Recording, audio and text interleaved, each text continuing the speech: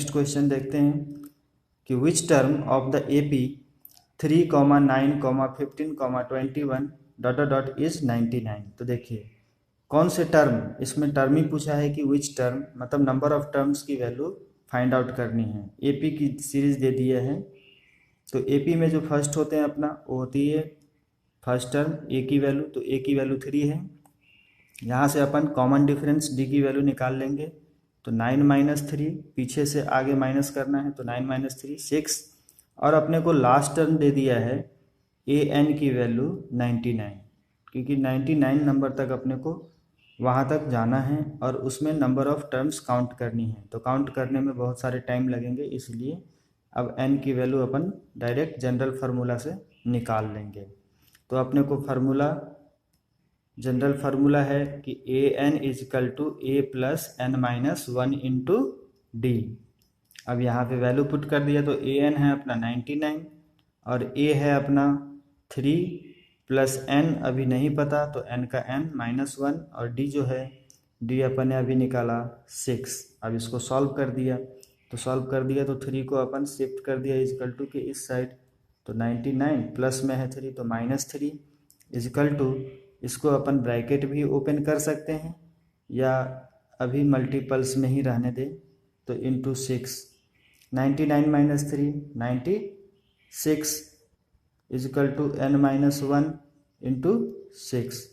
अब इस 6 मल्टीपल्स में है तो = के इस साइड लाएंगे तो डिवाइड में आ जाएगी, तो इसको अपन डिवाइड में ऐसे लिख देंगे कि 96/6 = n - 1।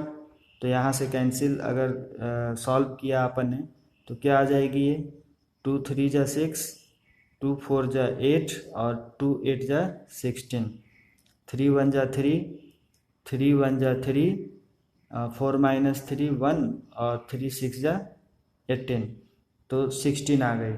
तो ये 16 = n - 1, तो यहाँ से n की वैल्यू क्या आ जाएगी, 1 को इस साइड अगर मैंने शिफ्ट किया = के इस साइड, तो माइनस में है तो प्लस में आ जाएगी, तो 16 + 1 = 17।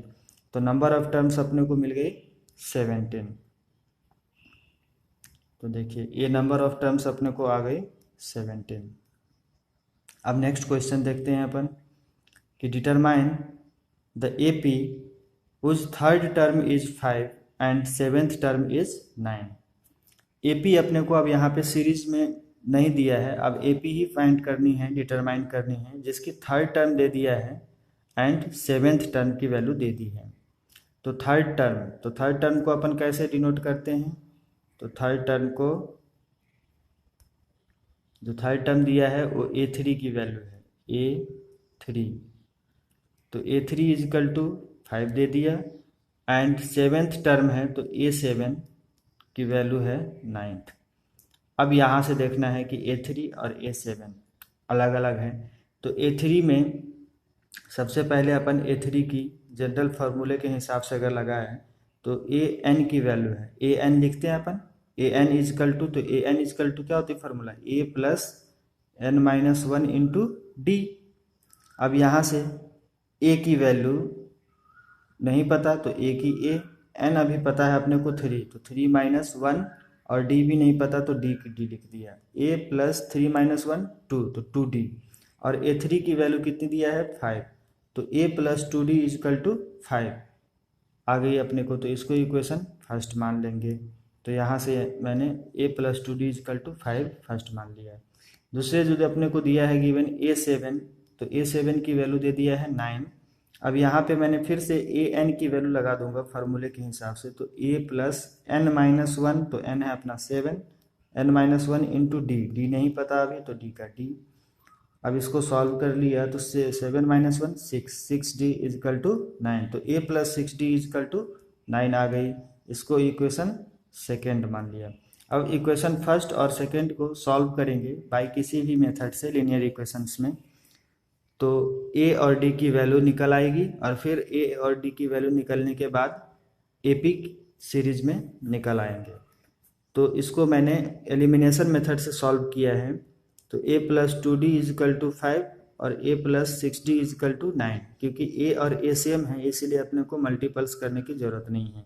यहाँ पे साइन चेंज कर दिया तो ए से ए कैंसिल, यहाँ प्लस का माइनस, तो 6 माइनस 2 4, साइन बड़ा माइनस का तो -4d equal to 9 minus 5 4, sign minus का तो -4, माइनस से माइनस कैंसिल तो d इजकल टू क्या आ जाएगी यहाँ पे 4/4 तो 1, तो d की वैल्यू आ गई 1। अब इसी d की वैल्यू इक्वेशन फर्स्ट में या सेकेंड में रख देंगे, तो मैंने यहाँ पे फर्स्ट में रख दिया तो a की वैल्यू निकल आएगी। तो देखिए यहाँ पे फर्स्ट में क्या है a +2 और d की वैल्यू आ गई थी 1 इजकल टू 5, तो a + 2 1 = 2 इजकल टू 5। इस 2 को अब इजकल टू के इस साइड ले जाएं तो a इजकल टू 5 - 2, तो a इजकल टू कितनी आ गई 3 आ गई, तो a की वैल्यू यहाँ पे 3 आ गई। अब AP कैसे बनाते हैं, तो अपने को पता है कि AP की जो सीरीज है a है, फिर a के बाद नेक्स्ट टर्म a में +d कर दिया, फिर ऐसे अपन d प्लस करते जाएंगे तो नेक्स्ट नंबर मिलती जाएगी। तो a अपने को पता है कितनी आ गई 3, और d जो है 1 है, तो 3 + 1 4, 4 + 1 5, 5 + 1 6, 6 + 1 7, ऐसे बढ़ते जाएंगे। तो this is the AP arithmetic progression, तो ये अपना अर्थमेटिक प्रोग्रेशन की वैल्यू निकल आएगी।